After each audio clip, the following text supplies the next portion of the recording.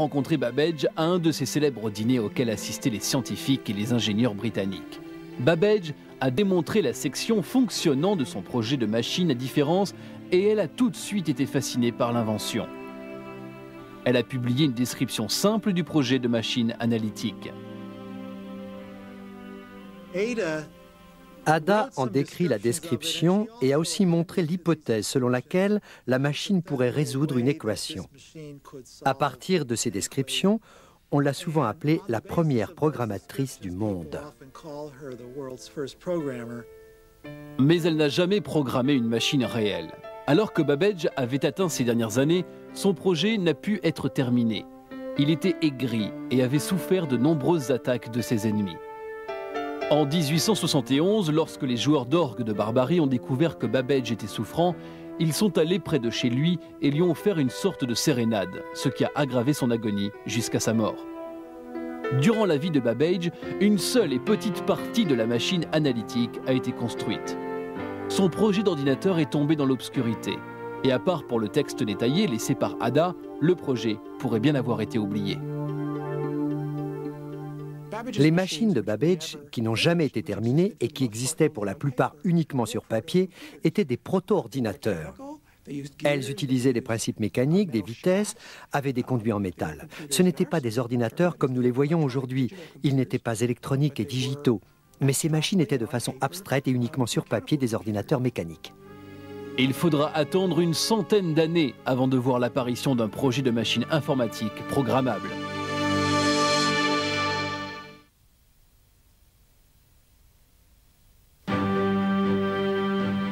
À la fin des années 1800, l'idée d'un ordinateur programmable était encore un rêve lointain.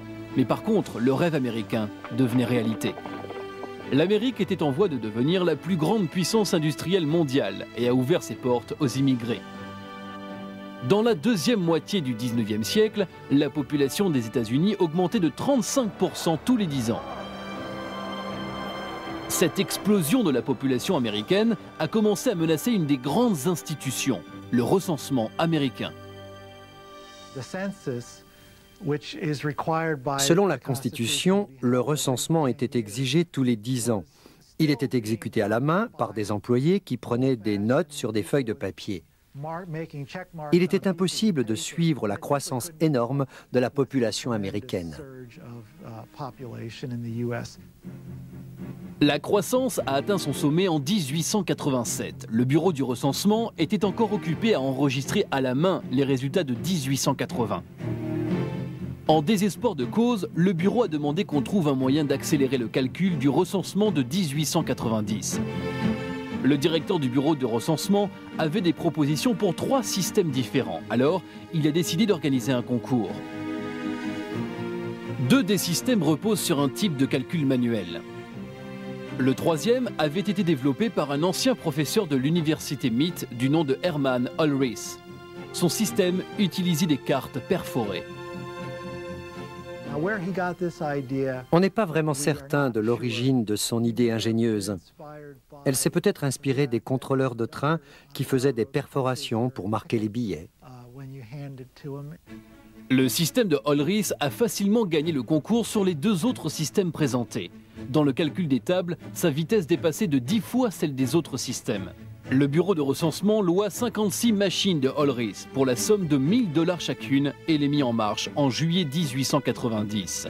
Les agents du bureau de recensement utilisaient les machines d'Ulrich pour perforer des cartes et obtenir les résultats. Les résultats étaient faits à l'aide d'électricité.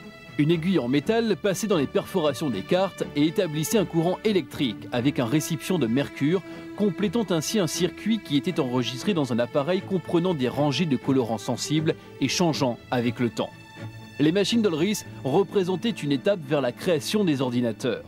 Ils ont vraiment accéléré le calcul et l'intégration de données. Les résultats du recensement de 1890 ont été un véritable triomphe pour Ulrich. En 6 semaines, 62 622 250 Américains ont été recensés. Ulrich est devenu une célébrité des cercles scientifiques. Il a loué un bureau et a commencé un commerce. Il a appelé son entreprise la Tabulating Machine Company.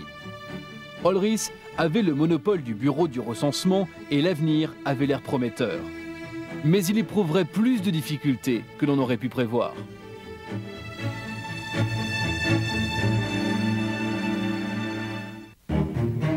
Les aptitudes mécaniques de Hollerith étaient évidentes, mais il était aussi doué pour les affaires. Il tourna son intérêt vers une des plus grandes entreprises de l'époque, le chemin de fer. Avec la croissance de la population et le mouvement vers l'ouest, les chemins de fer étaient devenus une organisation d'une extrême importance, comprenant du personnel, des gares, des wagons et des clients situés dans tout le pays. Des centaines d'employés produisaient de nombreux papiers dans la gestion de ce vaste empire. Hollerith a convaincu le chemin de fer central de New York d'essayer ces machines. L'expérimentation n'a pas donné de résultats positifs. Les machines d'Hollerith étaient assez rapides pour le recensement mais ne pouvaient pas suivre le rythme et la vitesse du système ferroviaire. Après 3 mois, on a abandonné les machines. Hollerith n'avait pas les fonds nécessaires pour continuer son entreprise et était presque en faillite. Il a vendu tous ses biens et a fait déménager sa famille chez sa belle-mère. Il a même vendu son cheval. Tout cela dans le but de restructurer ces machines pour améliorer leur vitesse, leur performance et leur aptitude à prendre de nouvelles données. Hollerith avait même commercialisé les cartes à perforer pour la comptabilité d'entreprise. Il avait ajouté des colonnes pour les dollars et les centimes. Après 1 an de travail acharné, Hollerith est retourné au chemin de fer central de New York et leur a offert l'utilisation gratuite pour 1 an de sa nouvelle machine informatique améliorée et plus rapide. En 3 mois, les chemins de fer étaient convaincus de l'efficacité de la machine et signèrent un contrat de location des machines. La Tabulating Machine Company avait retrouvé son succès. On peut dire que Hollerith est arrivé juste à temps. C'était une combinaison de son invention rendue abordable et de la nécessité du moment. C'était un résultat de l'ensemble des facteurs sociaux d'un côté et d'une motivation créative de l'autre. Mais Hollerith était affaibli et souffrait de problèmes cardiaques et on lui avait recommandé de ralentir son activité.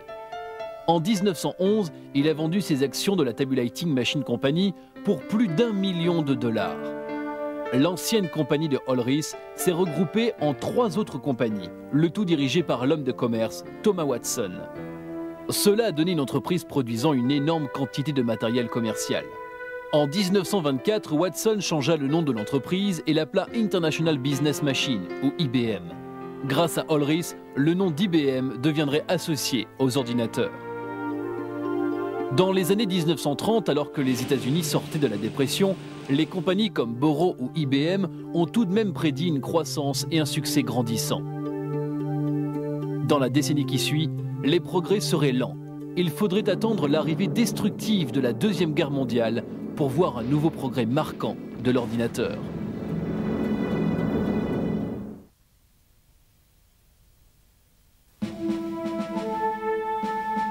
La Deuxième Guerre mondiale a apporté le développement d'un véritable ordinateur. Dans les années turbulentes précédant l'invasion allemande de la Pologne, un jeune ingénieur polonais s'est présenté à l'ambassade britannique de Varsovie pour leur faire une proposition étonnante. Il a offert de vendre aux Anglais le secret des indéchiffrables codes allemands connus sous le nom de Enigma. Les Anglais voulaient désespérément déchiffrer la machine Enigma que les commandants allemands utilisaient pour passer leurs messages radio les plus secrets. La radio est un élément technologique remarquable, mais l'utilisation de la radio pour la transmission de messages rend la communication au niveau militaire complexe, car l'ennemi peut recevoir les messages que vous envoyez aussi bien que vos destinataires. Alors, il faut coder les messages. On fournit alors un faux passeport diplomatique au jeune ingénieur qui lui permet ainsi de s'échapper de Varsovie. Alors mis sous la garde d'agents français à Paris, l'ingénieur a procuré des renseignements détaillés sur le fonctionnement de cette machine ingénieuse. Dans le système Enigma, on réarrangeait les branchements pour confirmer le code du jour. L'avantage de ce système reposait sur ce changement de branchement qui variait constamment le code des lettres pendant la transmission. Le nombre de variations de lettres était astronomique, de telle sorte que les Allemands pensaient que leur code était